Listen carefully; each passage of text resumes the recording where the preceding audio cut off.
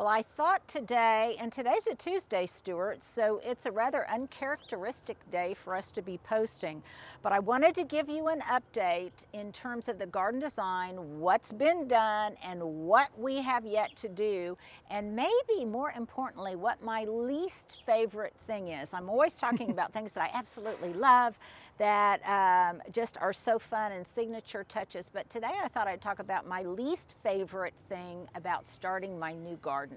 So let's talk about what has gone in. Well, what has gone in, and this is a tip, a design tip for today, huge swaths of plants so that they look like they are in, well, they almost look like they're in motion, like there is some, like in a river that's moving. And so there are just little stream rivulets of both color and texture and different kind of plants. Most of them, and most probably striking, most dramatic, is this purple agapanthus that is running through the front yard. I did not have a lot of tulips this year, but I am going to have agapanthus. The white, the indigo frost, I am hoping it is going to overwinter. And the purple, and I can't remember which variety from Southern Living that is, I'll have to check, but it's really, really dramatic, and it echoes the color of the purple salvia that I planted in the foreground. And there have been, now I'm not particularly fond of these little white cabbage moths, but Stuart, can you see the bees? Oh, wait. Yeah, there have been so many bees. I see a few, yeah. Yes. Oh, wow, there's a bunch. Yeah, there's a bunch. And so in my imagination, this whole area, when it gets to be grown up, is just going to be pollinator heaven. Obviously, I'm not working in the yard today. I'm getting ready to talk to a book club. Stuart, we need to put a little ad in here for my book. But this is going to be just a pollinator heaven. So these little tufts of just tiny little plants you see in here, this is all pink pixie, I believe. It's a Southern Living echinacea, Southern Living coneflower. I'll get that name right, and we'll put that in the description box. And then I've got sunshine ligustrum back there, and some of that cushiony buddleia, and I'm going to talk about this a little bit more later. But these are plants that I am hoping, even on this tough southern exposure, will all be able to handle this heat and really will be beautiful when they all meld together. And that leads me into what my least favorite thing is about starting a new garden, and this one in particular. You know, in my head, I have a vision, and that vision is already complete. And I already see in my head where there's practically no negative space at all, where everything is growing together very harmoniously, a beautiful orchestration of all of these golds and purples and buzzing and humming. And in my head, that's already happened. In actuality, no, that still has to take place, but I am hoping and praying that it will. And you'll notice that as the bank begins to torque down or flow down, curve down, I've got more shrubs that will then help prevent erosion and keep that soil in place. But again, I'm going to talk about that a little bit more later. I just wanted you guys to see what primarily this side looks like, and answer a few questions. So a number of you asked about why boxwood villages. Well, a boxwood village, in other words, a congregation of smaller boxwood, when it grows together, will give the appearance of one or two really massive boxwood. So these were just in 1-gallon containers versus, for example, these down here, when I first purchased them, those were in 2 to 3 gallon containers. Well, and a lot of people know what the potager looked like, so how many boxwood was that? That started out as 1-gallon plants that all grew together over time. Yeah. So that's what I envision with these Renaissance better boxwood. They will grow together. They are a more compact variety, so they're not going to grow aggressively large, and they're, I believe, a moderate grower. So before too long, this will grow into just a little evergreen mound, a little evergreen village, as all of the members of the village get to know one another. So, and I have those positioned at strategic points along the landscape in kind of a rhythm and repetition. You may recall from my initial design, this was just going to be a hedge, but sometimes you have to modify your design based on the reality of what you've got. And actually now I think I might like this a little bit better. So I've got some things that will spill over the edge. I have already seeded in amongst these perennials. I've already seeded some cleome, some verbena bonariensis, and if just a little bit of that germinates and comes up, I'll be happy.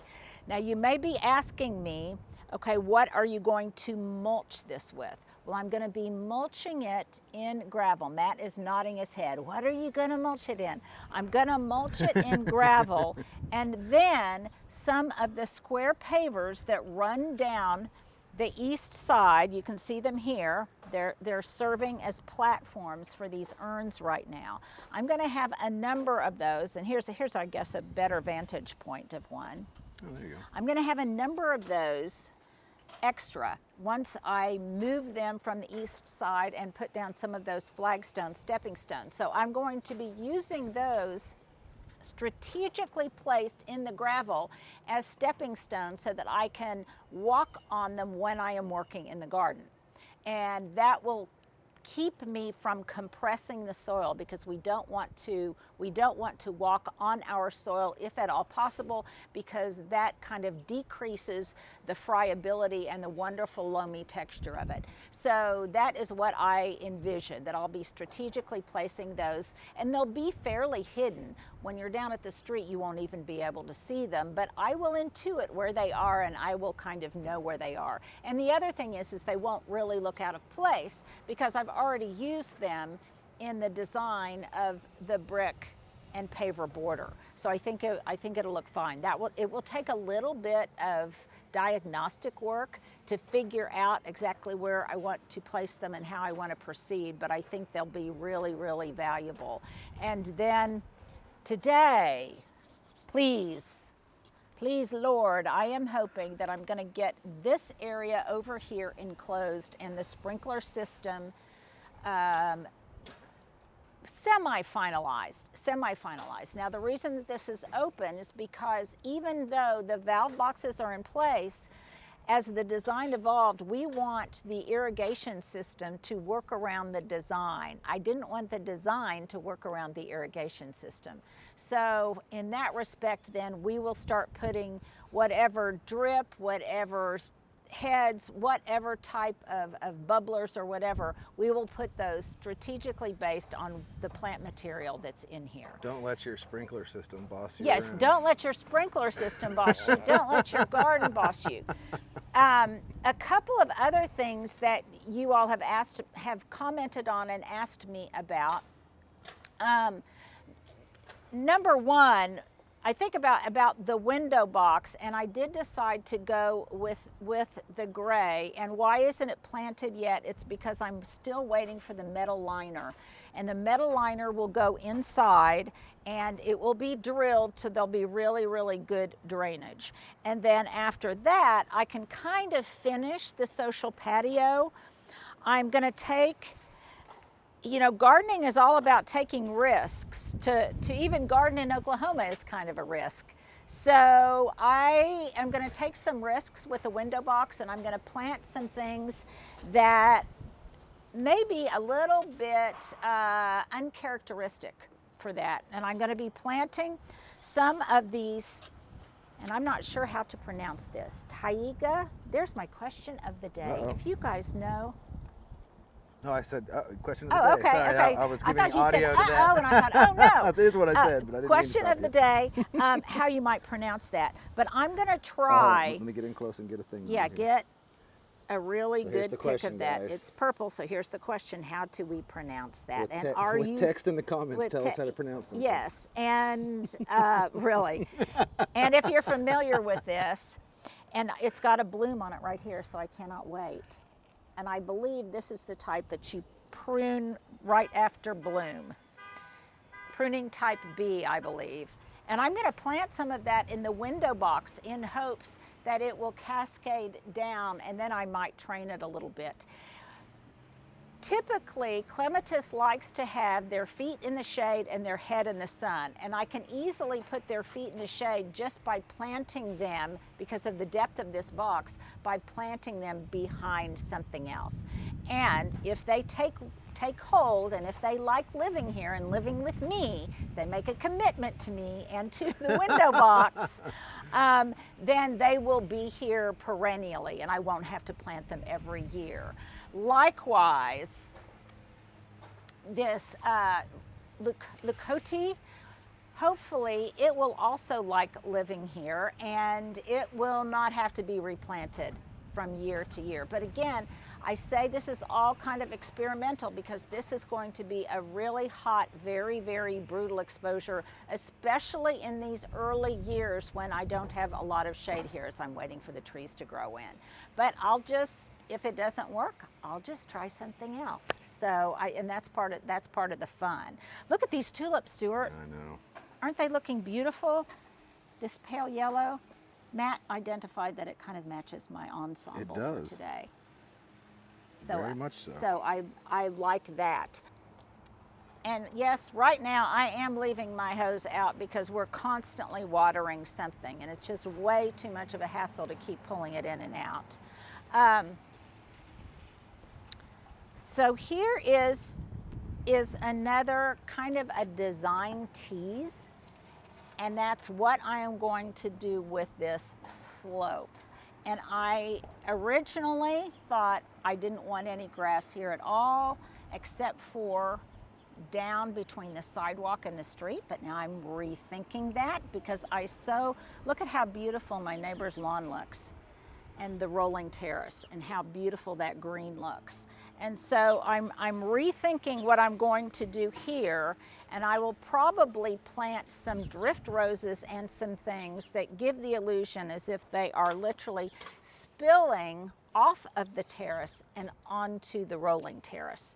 And then the rolling terrace, we're going to get that grass in shape, and I will have a little bit. I'll have a little bit of lawn. If I had, you know, this wouldn't be the kind of garden you'd put in if you had kiddos that needed a flat place to play, but I only have Hubs. He's typically not outside playing on the lawn anymore. So that's kind of what's happening and what is going to be coming about.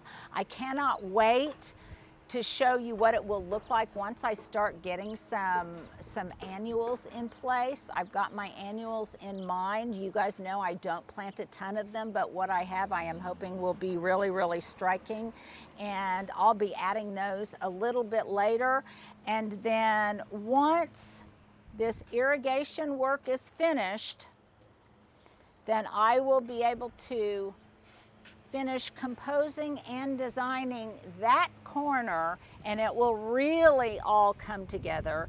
And then I think my vision will almost be complete. Almost, but not quite. And then there'll be all those little appointments and additional signature touches that I'll need to put on.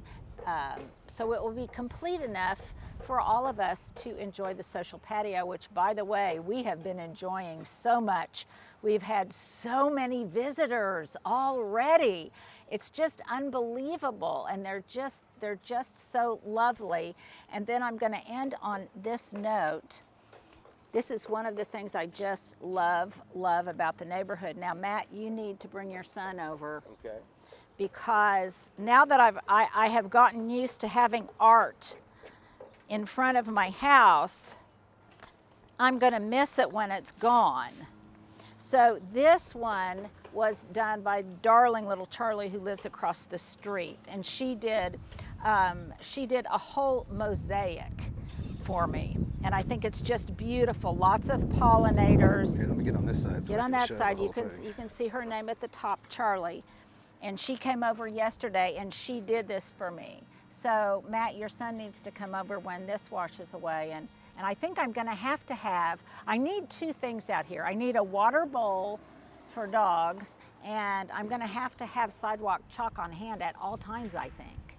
Did I see somebody on our chat say something about doing one of those library things out here? Where they have the books oh, that people can come get? Those are spaced throughout the neighborhood, but you have to be kind of grandfathered in on those. So if you move into a house, Carrie had one. Oh yeah. If you move into a house that has one, you can continue to maintain it and whatever, but I think they're strategically placed, and I don't think you can just add one. I could be wrong on that. I'm not sure about my library protocol. On that. But Stuart, can we give people kind of a wide view from down here? I think probably. You guys have so graciously kept expressing that you like the little updates, and so I'm trying to be a little bit more granular in giving you updates about what is happening day by day so you can see its evolution. And if you go back in time to some of our very first videos about the cottage, you can see what it looked like when there was absolutely nothing here. Thanks guys, there's just a few updates, and we'll see you tomorrow on the Wednesday Walkabout.